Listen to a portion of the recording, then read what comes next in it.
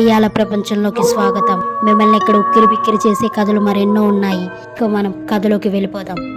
పొద్దున్నే మంగమ్మ బ్యాగ్ తీసుకుని కంగారుగా వెళ్తుంది. కత్తిపూడి హైవే పక్కనున్న డాబాలో మంగమ్మ పనిచేస్తూ ఉంటుంది. డాబా ఓపెన్ చేసి డాబాలో పనిచేస్తూ ఉండగా ఒక అబ్బాయి పరిగెట్టుకుంటూ చిరిగిన బట్టలతో కంగారుగా తడబడుతూ మంగమ్మ ఎద్దుకు వస్తాడు. మంగమ్మనే ముసలావిడ ఇలాగనే అంటుంది, ఏ బాబు, ఎవరు నువ్వు? ఇంత కంగారుగా వస్తున్నావేంటి?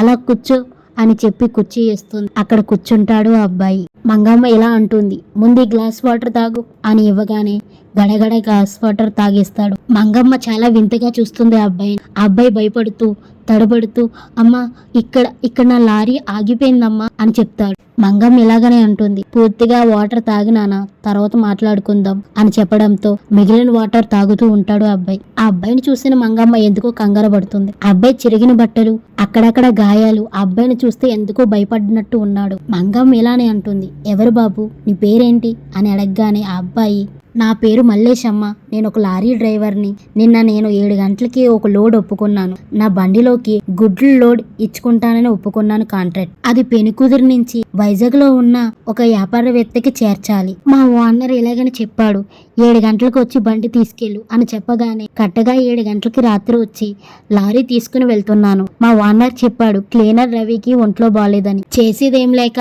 నేను ఒక్కడినే లారీ తీసుకుని మార్గం వెంట వెళ్తున్నాను. అలా వెళ్తున్న నాకు మంచిగా పాటలు వినాలనిపించి రేడియోలో పాటలు పెట్టుకుని సిగరెట్ కాల్చుకుంటూ లారీ నడుపుతూ హైవే ఎక్కాను. అలా హైవే మీద పోతున్న నాకు సడన్ గా ఉన్నట్టుండి బండిని ఎవరో కుదిపినట్టు శబ్దం వచ్చింది. తర్వాత బండి ఆగిపోయింది, ఎక్కడికి కదలలేదు. నేను కిందకి తిరిగి చూస్తే ఉన్నట్టుండి నిర్మానుష్యమైన ప్రదేశంలో పెద్ద శబ్దం వచ్చింది. ఏంటి అని చూస్తే నా లారీ చక్రం పంచర్ అయ్యింది. అప్పటికే సుమారు 10 అవుతుంది టైం. చుట్టుపక్కల చూశాను, ఎవరూ లేరు. హైవే కావడంతో ఎదురుగుండా వచ్చే ఒక వెహికల్ ని లిఫ్ట్ అడిగి వెళ్ళి మెకానిక్ ని తెచ్చాను. మెకానిక్ తో కూడా టైర్ బాగు చేయించుకుని అతనికి డబ్బులు ఇచ్చి నేను ఇలా లారీ ఎక్కాను. మళ్ళీ నా ప్రయాణం కొనసాగింది. రాత్రి అవడంతో లోడ్ గట్టిగా ఉంది. స్ట్రీట్ లైట్ వెలుగుల్లో చల్లటి గాలి మధ్యన నా ప్రయాణం చాలా సాఫీగా కొనసాగుతుంది. అలా వెళ్తున్న నాకు ఉన్నట్టుండి ఈ కత్తిపూడి హైవే ఎక్కాను. అలా ఎక్కిన తర్వాత నుంచి నా కళ్ళు మూతలు పడడం మొదలయ్యాయి. ఇదేంట్రా బాబు, ఉన్నట్టుండి ఇప్పుడు మూతలు పడుతున్నాయి, నిన్నంతా పడుకునే ఉన్నాను కదా అని నేను అనుకుని లారీ పక్క కాపి క్యాబిన్లో ఉన్న వాటర్ బాటిల్ తీసుకుని నా మొహం కడుక్కున్నాను. కడుక్కుని మళ్ళీ కళ్ళు మెదుపుకొని మళ్ళీ లారీ ఎక్కి పోనిస్తూ ఉండగా నాకు ఈసారి ఇలా కాదు, త్వరగా వెళ్ళాలి అని స్పీడ్ పెంచి వెళ్తున్న నాకు ఎదురుగుండా స్ట్రీట్ లైట్ల మధ్యలో ఏదో పొగలా కమ్ముకుంది. ఏంటి నాకు అర్థం కాలేదు. తీరా దగ్గరికి వెళ్లే కొద్దీ ఒక అమ్మాయి దారికి అడ్డంగా నిలబడింది. సడన్ గా బ్రేక్ వేశాను. ఎవరూ లేరు. భయంతో లారీ దిగి గుద్దేసినానా ఏంటి అని కంగారు పడుతూ అటు ఇటు చూస్తుంటే ఆ అమ్మాయి నా వెనక్కి వచ్చి, భయ్యా లిఫ్ట్ కావాలి అని అడిగింది. ఆమెను చూస్తే గుజరాతీ స్టైల్లో డ్రెస్ వేసుకుని ఉంది. ఆమెను ఎన్ని తిట్టినా మాట్లాడట్లేదు. ఏమన్నా అంటే లిఫ్ట్ కావాలంటుంది. సరే ఎక్కమని చెప్పాను ఆమెని. ఆమె ఎక్కి నా పక్క సీట్లో కూర్చుంది క్యాబిన్లో. అలా ఇద్దరం వెళ్తున్నాం. అలా వెళ్తున్న మాకు సడన్ గా ఉన్నట్టుండి ఎక్కడి నుంచో ఒక బ్యాడ్ స్మెల్ వస్తుంది. అసలు ఏమీ అర్థం కావట్లేదు. వెనక గుడ్లు ఉన్నాయి కదా, ఏదన్నా గుడ్లు పాడైనయా ఏంటి, ఇంత కంపు వస్తుంది అని నేను అనుకున్నాను. ఆ అమ్మాయిని చూస్తే చాలా గొప్పింటి అమ్మాయిలా ఉంది, కానీ ఆ బ్యాడ్ స్మెల్ అని ఎందుకో బాగా పీల్చుతుంది. అది నాకు చాలా చిరాకు అనిపించి, ఏ అమ్మా, నీ చున్నీ ఉంది కదా, ముక్కు కట్టుకో, ఏదో కంపు వస్తుంది ఇక్కడ అని నేను అన్నాను. అయినా సరే ఆమె ఏమీ మాట్లాడట్లేదు. ఓ అమ్మాయి, నీకు ఎక్కడి దాకా లిఫ్ట్ కావాలి అని నేను అడిగాను. ఆ అమ్మాయి నా వైపు చూసి వైజాగ్ అని అంది. నేను అటే పోతున్నా, అక్కడ ఎక్కడ దిగుతావు అని నేను అడిగాను. ఆ హైవే పక్కన దింపేయండి అని చెప్పింది. ఆమె మాటలు కూడా ఏదో జీవం లేనట్టు ఉన్నాయి. తన కళ్ళలో చూస్తే తనకు అసలు ప్రాణమే లేనట్టు ఉంది. నాకు ఫస్ట్ టైం ఒక అమ్మాయిని చూసి భయం వేసింది. అది కూడా ఈమె ఎందుకు ఎంత సైలెంట్గా ఉందని నాకు అనిపిస్తుంది. ఇంకా నేను లారీ మళ్ళీ స్పీడ్ పెంచాను. రేపు ఎలాగైనా లోడ్ ఇవ్వాలనే ఉద్దేశంతో నేను ఆమెతో ఏం మాట్లాడకుండా అలా స్పీడ్కి వెళ్తున్న నాకు ఉన్నట్టుండి వెనక ఏం జరుగుతుందో తెలుసుకోవాలని అద్దంలోకి చూశాను. నా పక్కనున్న అమ్మాయి వెనక ఉండి నా గుడ్లన్నీ తింటూ నాకు కనిపించింది. ఉన్నట్టుండి ఒక్కసారిగా వెహికల్ ఆపేశాను. ఎందుకంటే నా పక్కనున్న అమ్మాయి నా వెనక్కి ఎలా వెళ్తుందని పక్కకు తిరిగి చూస్తే ఆమె మళ్ళీ పక్కనే ఉంది. ఇదంతా నా భ్రమ అయి ఉంటుంది అని చూపు తిప్పేలోపే ఆమె కాలు దగ్గర కోడిగుడ్ల తొక్కలు ఉండడంతో నాకు ఇంకా భయం పట్టుకుంది. అసలు ఎవరేమే, ఈవిడెందుకు వెనక ఉన్నట్టు కనిపించింది అని చెప్పి మళ్ళీ కళ్ళు ములుపుకొని ఆమెను చూశాను. ఆమె జుట్టు ఈసారి ముందుకేసుకుని ఏదో "ఉహు, ఉహు" అని ములుగుతూ కనిపిస్తుంది. అని ఎందుకు ఆమె ములుగుతుంటే నాకు భయం పట్టుకుంది. ఏమ్మా సైలెంట్గా కూర్చో అని చెప్పగానే ఉన్నట్టుండి తన పెద్ద పెద్ద గోర్లతో నా లారీ సీట్ని గోకుతూ ఉంది.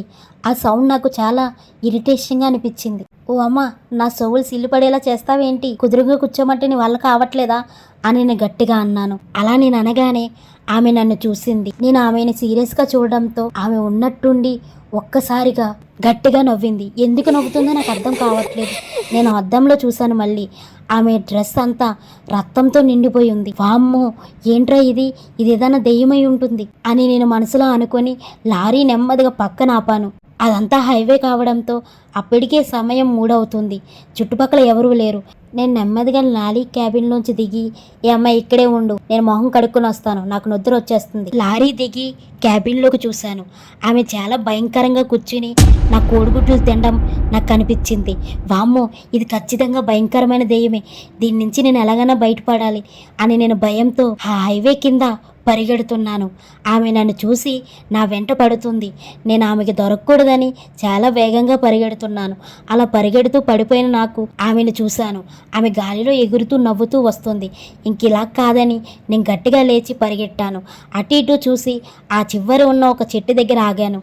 ఆ చెట్టు దగ్గర హనుమంతుడిది ఒక పెద్ద విగ్రహం ఉంది. ప్రాణ భయంతో ఆ విగ్రహం దగ్గరికి వెళ్ళి భయంతో ఆంజనేయస్వామి విగ్రహాన్ని గట్టిగా అట్టుకున్నాను. ఆంజనేయస్వామి నన్ను కాపాడయ్యా, శ్రీ ఆంజనేయం, ప్రసన్నాంజనేయం అనుకుంటూ భయపడుతూ ఉన్న నాకు ఆ దెయ్యం చప్పుడు వినిపించింది. వెనక్కి తిరిగి చూశాను. ఆ దెయ్యం గట్టిగట్టిగా నవ్వుతూ దగ్గరికి వస్తుంది. ఉన్నట్టుండి ఆ విగ్రహం వద్దకు ఆ దెయ్యం రాలేకపోతుంది. ఆ విగ్రహాన్ని అంటుపెట్టుకున్న నాకు ధైర్యం కలిగింది. ఆ శ్రీ ఆంజనేయుడే నా ఎంట ఉన్నాడని నాకు నమ్మకం కుదిరింది. ఆ దెయ్యం గట్టిగట్టిగా నవ్వుతూ అక్కడే తిరుగుతుంది చుట్టుపక్కల. ఇంకా నాకు ఆంజనేయ స్వామి అండగున్నాడని తెలిసి ఇటు చూశాను. ఎవ్వరూ జనాలు లేరు. ఆ ఆంజనేయ స్వామి తప్ప ఇంకెవరూ లేరు అక్కడ. ఆ ఆంజనేయ స్వామి పాదాల దగ్గర ఉన్న దీపాన్ని తీసుకుని శ్రీ ఆంజనేయం అని గట్టిగా అరిచి ఆ దీపాన్ని ఆ దెయ్యం మీదకి ఇసిరాను. ఆ నూనెలోంచి వచ్చిన అగ్నికి ఆ దెయ్యం గట్టిగట్టిగా అరుస్తూ నువ్వు వదలను, చంపేస్తా గట్టిగట్టిగా అరుస్తూ నన్ను భయపెడుతూ ఆ దెయ్యం నరకం చూస్తూ అక్కడే అలా గాలిలో కలిసిపోయింది. ఆ దెయ్యం అలా గాలిలో కలిసిపోవడం వల్ల నాకెంతో ధైర్యం వచ్చింది. ఆ శ్రీ ఆంజనేయుడికి దండం పెట్టుకొని ఆయన పాదాల దగ్గర ఉన్న సింధూరం మొత్తం ఒంటికి పూసుకొని నడుస్తూ వస్తూ ఉన్నాను. అటు ఇటు చూశాను. దాదాపు ఎవరూ లేరు. అలా గంట నడవగానే మీ దాబా కనిపించింది. మీ సాయం కోరి నేను మీ దాబాలోకి వచ్చాను అవ్వా అని చెప్పాడు ఈ అబ్బాయి. బాబు, ఇప్పుడుకొచ్చి ఆ పంజాబీ డ్రెస్ అమ్మాయి బారి నుంచి ఎవరూ బయటపడలేదు. అందరూ చనిపోయిన వాళ్ళే. నువ్వు మాత్రం ఆ శ్రీ ఆంజనేయుడి కృప నీకుంది కాబట్టి నువ్వు బతికావు. ఆమె ఎందుకు అందరినీ అంతలా వేధిస్తుందో నీకు తెలుసా? ఆమె ఎంత ప్రమాదకరమో నీకు తెలుసా అని మంగమ్మ అనడంతో, అవ్వ నీకు తెలుసా ఆమె ఎవరు, అసలు ఎందుకు లారీ వాళ్ళ వెంటనే పడుతుంది అని అడిగాడు ఈ అబ్బాయి. మంగవ్వ ఇలాగని చెప్పింది. రాధిక అనే అమ్మాయి అక్కడే దగ్గరలో ఉన్న హాస్టల్లో చదువుతుంది. తన హాస్టల్ నుంచి ఒకసారి ఫోన్ వచ్చింది. రాధిక వాళ్ళ నాన్నకి యాక్సిడెంట్ అయిందని త్వరగా తను చూడడానికి రమ్మని. రాధిక వెంటనే భయపడి హైవే పైకి వచ్చింది. రాధిక అందరినీ లిఫ్ట్ అడుగుతూ హైవే మధ్యలోకంటూ వచ్చింది. ఒక తాగుబోతు తాగుతూ హైవేలో చూసుకోకుండా రాధిక పైనుంచి లారీ పోనిచ్చాడు. భయంతో లారీ డ్రైవర్ లారీ అక్కడ వదిలేసి పారిపోయాడు. అప్పటి నుంచి లారీ వాళ్ళ మీద ద్వేషం పెంచుకుంది రాధిక. రాధిక చనిపోయినట్టు రాధికకే తెలీదు. తన బాడీ నుంచి ఆత్మ వేరై అక్కడ ఆత్మగా తిరుగుతూ ఉంటుంది. నేను ఆమె చనిపోయినప్పుడు ఆ ప్రాంతంలోనే ఉన్నాను. అప్పుడు నాకు పెళ్ళైన కొత్త. ఇప్పటికీ ఆ సంఘటన జరిగి 22 సంవత్సరాలు అయ్యి ఉంటుంది. ఇంక మంగవ్వ ఇలాగని చెప్పింది. ఇదంతా మనసులో ఏం పెట్టుకోకు బాబు, ఇదంతా ఒక పీడకల అనుకుని మర్చిపోయి ఇక్కడి నుంచి వెళ్ళిపో. నువ్వేదో లోడ్ ఇవ్వాలన్నావు కదా, ఇప్పటికే సమయం ఆలస్యం అయ్యింది. త్వరగా వెళ్ళి నీ గుడ్ల లారీ అక్కడే ఉంటుంది, వెళ్ళి దాన్ని తీసుకుని వెళ్ళి ఇచ్చేయి. త్వరగా ఇక్కడి నుంచి వెళ్ళిపో బాబు అని మంగమ్మ చెప్పింది. అక్కడి నుంచి ఆ అబ్బాయి కూడా వెళ్ళిపోయాడు. మిమ్మల్ని మరింత భయపెట్టే కథల కోసం మన ఛానల్ ఇప్పుడే సబ్స్క్రైబ్ చేసుకోండి. అలాగే లైక్ చేయడం మర్చిపోవద్దు.